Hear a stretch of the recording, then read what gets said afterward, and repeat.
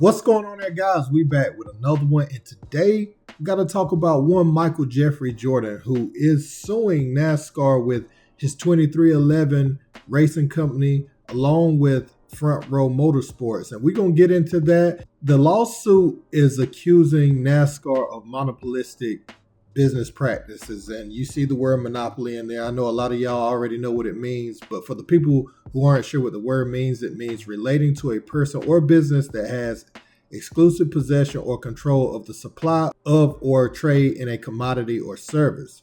So we're gonna jump right into what the lawsuit says and what's going on. So it says 2311 Racing and Front Row Motorsports, the two NASCAR Cup Series organizations that have not signed the charter agreement that begins in 2025, have filed an antitrust lawsuit against NASCAR and its chairman, Jim France. So this is some of the details and some of the quotes that's coming out of the lawsuit. It says, by blocking the formation or growth of any competing premier stock car racing series, NASCAR has been able to force the teams to accept, take it, or leave it economic conditions in order to compete at the highest level of stock car racing in the United States. The France family has realized monopoly profits through its ownership and control over the National Association for Stock Car Auto Racing, which has exploited its economic power as the sole premier stock car racing organization in the United States. The France family and NASCAR are monopolistic bullies, and bullies will continue to impose their will to hurt others until their targets stand up and refuse to be victims. That moment has now arrived. So to continue on with the claims, from the lawsuit, it says, because NASCAR owns a majority of the tracks and its contracts with tracks that field its events prohibit similar stock car races, as well as the fact that NASCAR requires the teams to buy parts and pieces for the car from specific vendors, that the team's revenue is less than what they could obtain in a competitive market. It also claims that the new agreement also takes control of team intellectual property rights. The teams also want permanent charters. The 2025 agreement reportedly is a 7-year deal. So that's what's going on. If they own all the tracks and the contracts with the tracks they don't own, has all these stipulations attached to it, I'm guessing this is what they're complaining about. You have to buy your parts and pieces from whoever they tell you to buy it from, the vendors who they are also in business with. And I think this is where the complaints is coming from.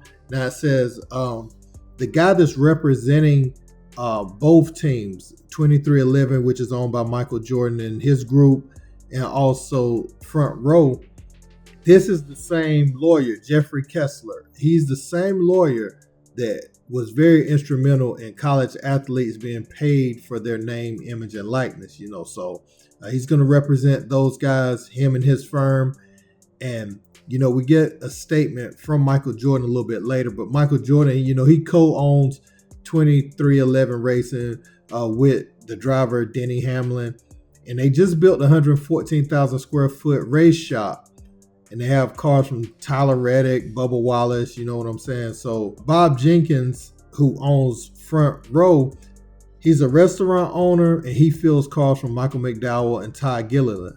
So Jordan, here's his statement. This is what he had to say about it, man. He said, everyone knows that I have always been a fierce competitor, and that will to win is what drives me and the entire 2311 team each and every week out on the track. I love the sport of racing and the passion of our fans, but the way NASCAR is run today is unfair to teams, drivers, sponsors, and fans. Today's action show, I'm willing to fight for a competitive market where everyone wins. And for those that don't know, NASCAR is a privately held company owned by the France family, primarily Jim France and his niece, Lessa France Kennedy. And one more thing, I'm not going to read the whole thing, but this is kind of what, the gist of what they're complaining about, for the most part. It says, under the current television deal, teams get 25% of revenues, while tracks get 65% and NASCAR gets 10%. The tracks and NASCAR then contribute additional money into the purse. The teams have argued they should receive a higher overall amount. So, pretty much, with the monopolistic business practices, this exercise with NASCAR, I like negotiations all the time. Things could always be more fair, and you're not going to get, what you deserve without some sort of friction and, coming against the power structure. And oh yeah, let me add this. They also said that other teams wanted to pull out or didn't want to sign, but they were scared of losing their charters, and so that was some of the fear there. And I think Spire Motorsports, somewhere in the article, they said that they had to pay $40 million last year, for their charter. So man, yeah. It's a nasty little battle going down with MJ and 2311 and Front Row Motorsports. Again, the structure probably hasn't been challenged, since its inception, not to this level. Yeah, someone like Michael Jordan, with the name. So this thing is going to be out in front, for everybody to see how it plays out. But NASCAR owning most of the tracks that they race at. So if they take, if I'm reading this correct, if they take 10%, but then they own the track that gets 65%, they're really getting 75% most of the time. And I think, that's simple math. So if I'm reading that correct, let's go back. I want to read that portion one more time just to make sure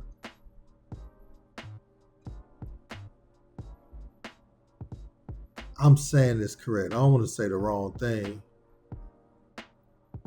Yeah, it says the lawsuit claims that because NASCAR owns a majority of the tracks and its contracts with the tracks that fill its events prohibit similar. Okay, so yeah. It says they own the majority of the tracks, and when they're talking about the television deal, they said the team gets 25% of revenues, while tracks get 65%, and NASCAR gets 10%. But NASCAR is getting 75% most of the time, since they own most of the tracks. You know what I'm saying? So they have really fancy language to get them to funnel the money in, multiple ways, which, that's smart on their behalf as far as business, but also, the teams looking at it as a 75-25 split, for most times, which it is. So, yeah, man, let me know what you guys think about this story. Do you think Michael Jordan and them is going to win this?